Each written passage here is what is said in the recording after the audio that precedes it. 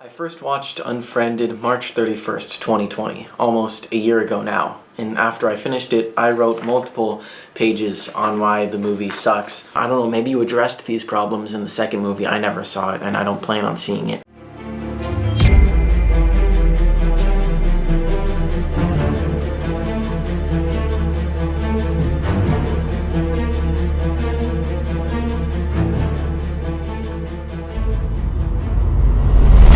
I watched the sequel. Happy 4-year anniversary of this channel. 4 years ago, I uploaded my very first video, which was a critique of the horror movie Unfriended, and I swore off that I would never watch the sequel, but I thought now is a better time than ever to check out the sequel to celebrate 4 years of the channel. I was pretty ruthless in my first video as I analyzed the plot, the characters, and the deaths, so let's do it again, baby. Hey, real quick before the video starts, I didn't realize, but apparently I had cut myself shaving before I recorded, so there's a slight bit of blood on my neck, but hey, that just adds to the scary ambiance, am I right? Also, I say the name character of the movie's name is Matthias throughout the video, but it's actually pronounced Matthias, so my bad on that. Enjoy the video. It's all about drugs, illegal IDs, even assassination for hire. The sequel came out 4 years after the first one in 2018, and technology pretty much stayed the same.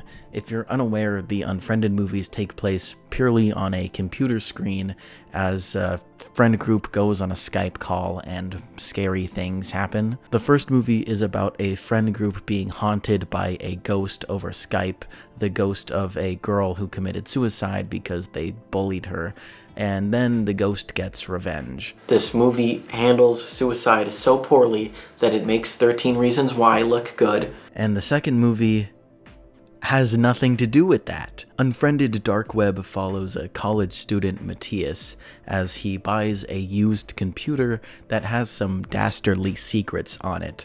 But it's also a virtual game night with his friends, and so he has to pretend like nothing weird is going on while he's finding out all these secrets on the computer while they're playing Cards Against Humanity. Immediately, this gave me flashbacks to the Truth or Dare scene from the first movie, and I thought this was going to go on for a really long time of just them playing a card game, but thankfully it doesn't. They only play like 2 rounds, but it is very cringy as they laugh at things that are not funny. My name is Kendra, I'm from Malibu. I'm really into the systematic destruction of an entire people and their way of life. Soon, Matthias starts receiving messages meant for the previous owner of the laptop, and they're all sorta ambiguous, sorta shady messages alluding to something darker, but he just sort of ignores it, and eventually he finds videos on the computer of people being filmed without their consent,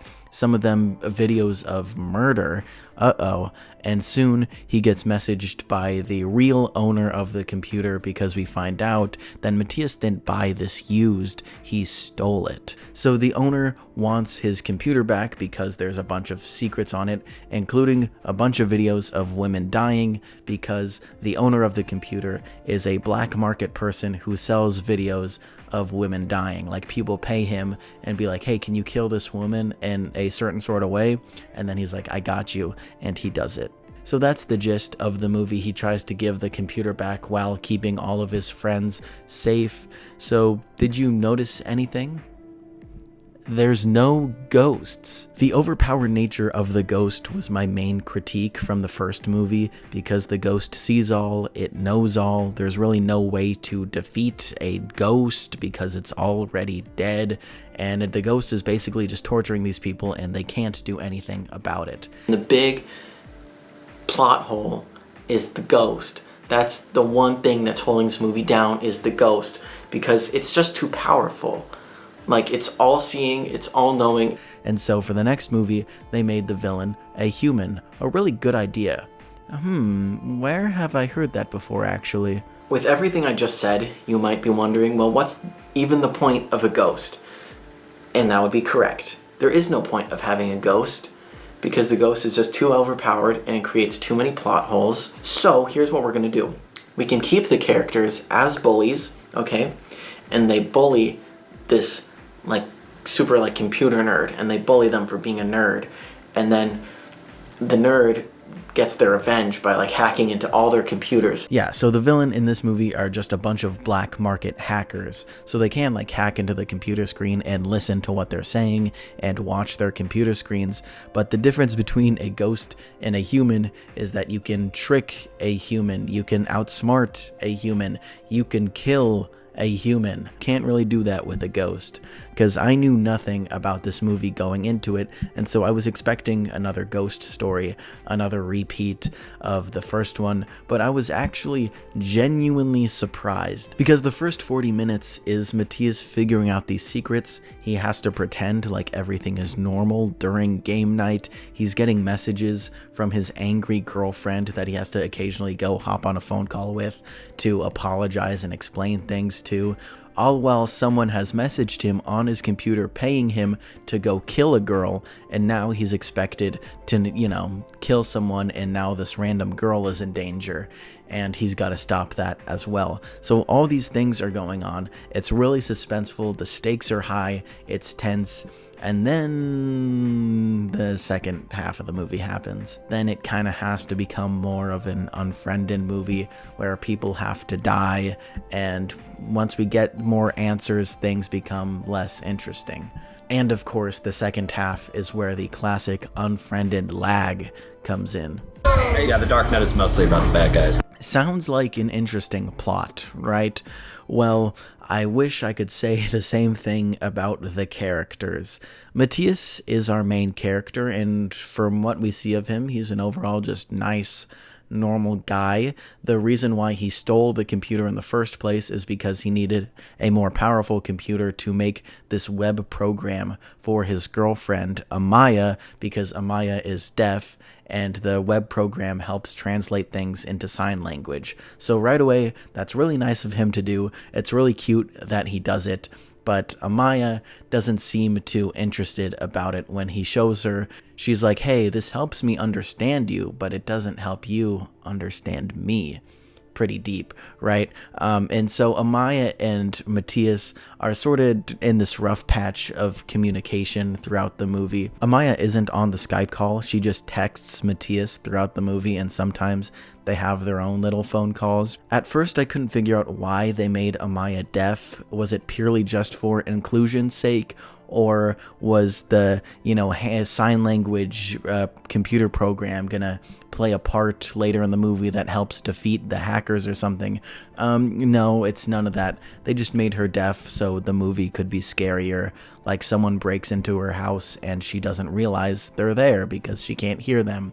Or someone's standing right behind her and Matthias is yelling, "Look behind you!" But obviously she can't hear. So that's the reason why they made her deaf.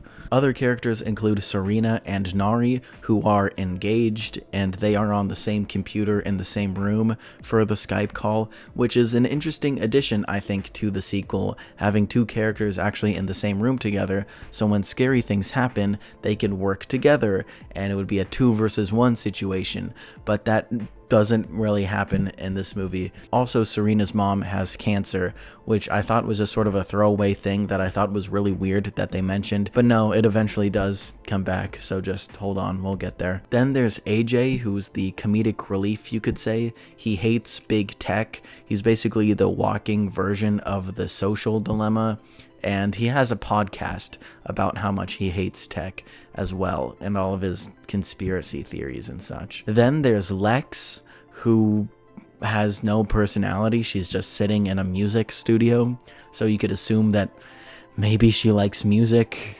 That's really all we know about her. So lastly, there's Damon, who is a British guy and the tech genius of the group. Whenever Matthias has a question about his computer, he privately messages Damon and is like, hey, how do I access a hidden folder? And then Damon is like, here's how you access a hidden folder.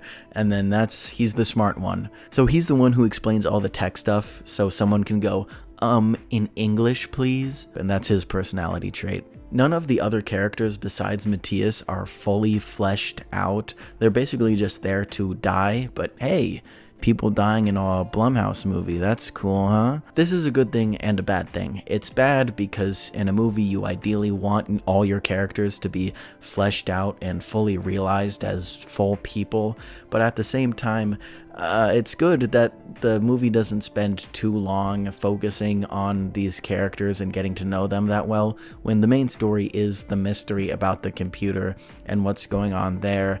And because I think in the first movie it got a little bit derailed trying to give each character some personality quirk or whatever, but in this movie it solely focuses on the mystery and what's happening, and the characters come second. And what can I say? It was a compelling mystery that I'm glad the majority of the runtime went towards. It is game night. Okay, time to talk about the deaths. The deaths in this movie are better than the first, but that is a very low bar to pass. Are the deaths amazing? No, but they are serviceable in the fact that the movie actually shows the deaths. And you're not showing them any of the deaths, the thing they want to see. So when he has his hand in the blender, I fully want to see like an at least 720p of his hand getting like shredded up. Just like the first movie, this one is rated R, but they don't show too much gore. The first death is Lex, who basically halfway through the movie just gets a phone call from her mom and then leaves the room, and then 10 minutes go by and then all the people on the Skype call are sent a YouTube video of Lex being pushed off a roof and then falling to her death.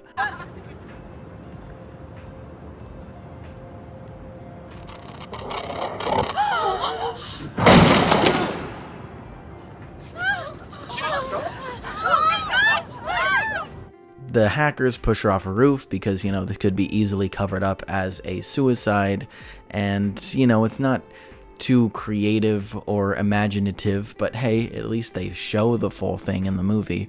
The next death, I think, is the most creative. It's AJ. The hackers basically take clips from his podcast and string different words together to make him call the police and like call in himself doing a bomb threat, and then so his house gets swatted, which I think is really cool. It's basically like an AI voice before what they are now. 911, please state the nature of your emergency. I am sick and tired of all the corruption. Sir, is this a real emergency? I'm gonna pack up all my Assault weapons and explosives. go downtown to the mall and have some fun. Sir, can you tell me your name? Jeff Cock is a family name. And then so when the police show up to his house, AJ's like, no, like, I'm innocent, don't shoot. But then the hackers play like a gun sound effect on his computer, and then the police people shoot him down. AJ! No! No, no, no, stay! No! AJ! No! AJ! No! No! No! Good, good! Sorry to scare you real quick. I just wanted to say, if you're enjoying the video, you can consider buying a channel membership. I don't do proper like movie reviews here on the main channel, but I do over on the membership page, where I'm covering every big and small movie of 2025. So if you're interested in any of the videos you see on screen, feel free to become a member. It is only 99 cents a month, the lowest YouTube would allow me to set it as. I want you to get the best deal possible, so if you're interested in supporting the channel and becoming a member, the link is in the description. Back to the video. And I think this is so creative, and like it utilizes what the hackers actually do. The hackers are capable of finding clips of him online, making fake sentences, and then doing the gun sound effect that gets him killed. That's like, it's genius. And it's set up earlier in the movie that he has a podcast, then it gets paid off in a creative, techie, hacker way, which makes it the best death. The next death is creative in the fact that it gives a character a choice. If you know me, you know I love when my characters have agency. And so that creates, you know, the problem with the character is because they can't make choices for themselves. There is no choice to make, because what the fundamentals of this movie is the person cannot leave their computer. And so how many choices can you make on a computer that can stop a ghost? Zero. This one is about Nari and Serena. Basically, Nari gets freaked out about all the hacker stuff going on, and she leaves the house. And then later in the movie, Serena is given a choice. She sees that Nari is at the train station, and someone is about to push her in front of a train. And then she's also showed her mom with cancer on life support in the hospital, and the hacker is like, choose one person to save. And so now she has to choose between her fiance and her mother. The hacker gives her a countdown, and she doesn't choose in time. It reaches 0, and both people die. We see like security camera footage in the hospital of her mom on life support, as I guess the hackers hack into the life support and turn it off, and then we watch her mom's monitor flatline and her mom dies. And then we see Nari at the train station, again through like security camera footage, as this hacker tries to push Nari into the train, but Nari fights back a little bit and they both go flying into the train. No! God damn it! No! And we do not see the train hit them. We do not see the actual impact. It cuts away for that. And then the final kicker is that someone breaks into Serena's house and then beats her like with some blunt object, but the computer falls on the ground, so we don't actually see her die. We just hear sort of the hits as she dies. Serena, get out of there right now! Get out of there! Serena, get out of there right now!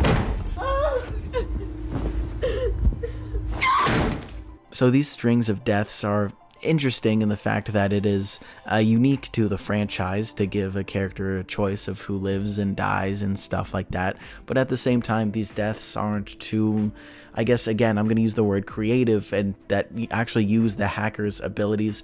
I guess they hack into the life support. That's one thing. But again, when you're a team of computer hackers, you shouldn't rely on pushing people in front of trains or off buildings.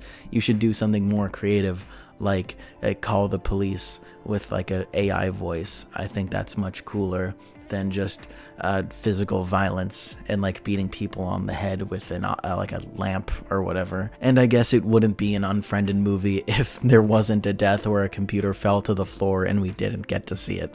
Kind of a franchise staple at this point, I think. Now for Damon's death, one of the hackers just breaks into his house and ties a noose around his neck, and we watch him as he's raised up and then dies. So again, not too computer hackery-ish, just more straight up physical violence, but they do hack into his computer and like write out a suicide note and print it. So I guess that was a cool way to use their computer skills, and then make it seem like a suicide.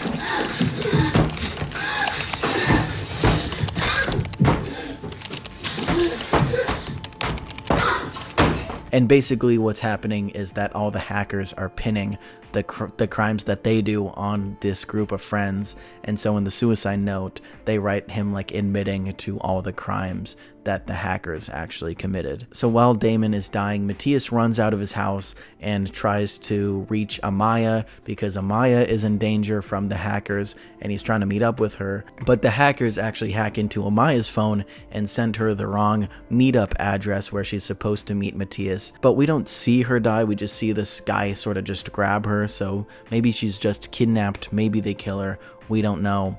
And then Matthias is like watching this on his phone and be like, oh no, they have my girlfriend. And then a little thing pops up on the screen saying, should Matthias die? And then hundreds of people are like voting yes or no. And a majority of people vote yes. And then he looks up, bam, he gets hit by a van, and then that's like the end of the movie. This part reminded me a lot of the movie Nerve, where it's like Emma Roberts and they're in like a coliseum and they're all voting whether or not she should die. And then she makes a big speech about like, oh, you feel so confident behind your computer screens and your phone screens, and being anonymous on the internet is actually bad and ruining socialization in real life. And then she touches the heartstrings of everybody. There's no message like that in this movie. I was sort of expecting more from the big climax kill of our main character rather than just him getting hit by a van, I guess. You'd think that these hackers really have something more twisted in mind, because we see the videos they make of them killing all these girls, which are like acid baths and like crazy stuff like that. But why can't they do that to these main characters, you know, if they're capable of doing something that crazy? There is one more scene where basically the girl who was supposed to be killed that night comes out of Matthias's closet because she was planted there by the hackers to make it look like Matthias killed her. She crawls out of the closet, looks into the webcam. She has a bandage on her forehead, takes off the bandage, and boom, she has a hole in her skull, because previously that's what the person who wanted her dead paid for. He's like, hey, can you drill a hole in her skull? And then, so yeah, that part actually was like gory and the effects looked really good. And I'm surprised they showed that much gore in an Unfriended movie. So that part was cool, I guess. And then the final part of the movie is we see that this whole night was being orchestrated by these hackers, and like hundreds, if not thousands of people were watching it the whole night and like sports betting on what would happen and how the characters would react. And like there's a bet of like, oh, will Matthias reach his girlfriend in time? And people like bet money on that. And because the friend group was having a game night, but in reality it was the hacker game night watching all of this unfold. And it's not that the computer got stolen, the hackers wanted the computer to get stolen so then they can pin all their crimes on these people. Real twisted, if you ask me. Like I said before, the kills work best, I think, when they are technology oriented, because this is a group of hackers we're dealing with. So stuff like getting hit by a train or a car or jumping off a building, that sort of stuff happens every day to like normal people. I wish we would get more exaggerated, more, I guess, like horror movie deaths, you know? Say what you want about the deaths in the first movie, but at least they had a hand in the blender. Like the ghost was able to manipulate someone to put their hand in a blender. We don't get anything that's nearly as iconic as the hand in the blender scene, but I do again have to give it props for actually showing the people dying on screen. So how do we fix the deaths, you're asking? Well, it's very easy. There are 2 steps. You show them. Actually, it's just 1 step. You show people actually dying.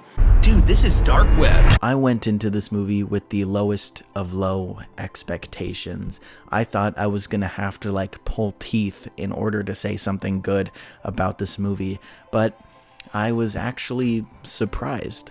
A majority of my complaints about the first movie was that the ghost was overpowered, there's no way to defeat it, and that they don't show the deaths on screen, even though it's rated R. And this movie changed that. They made the villains human characters. There's a part in the movie where like Matthias tricks the hacker into going into the subway, where the hacker loses connection, and then they're able to strategize when he's not listening. And even though the hackers ultimately do win in the end, at least there was a moment where the heroes triumphed and outsmarted him for a second, and they do show the deaths on screen. Most of them, that is. And this is at the expense of not having the most fleshed out characters, but if it means instead the screen time goes towards a genuinely intriguing mystery, hey, I'll take it. I'm sure people will make fun of me for praising this movie. They'll say it's just as bad as the first. It's just, you know, more Blumhouse slop that was made for $1 million. And hey, that's your opinion. You're allowed to have it. But I thought the same thing too for 4 years. But I went in with an open mind, I gave it a chance, and I was surprised. And what's surprising too is this next video. So tune in next time when I make another video. I don't know. Bye.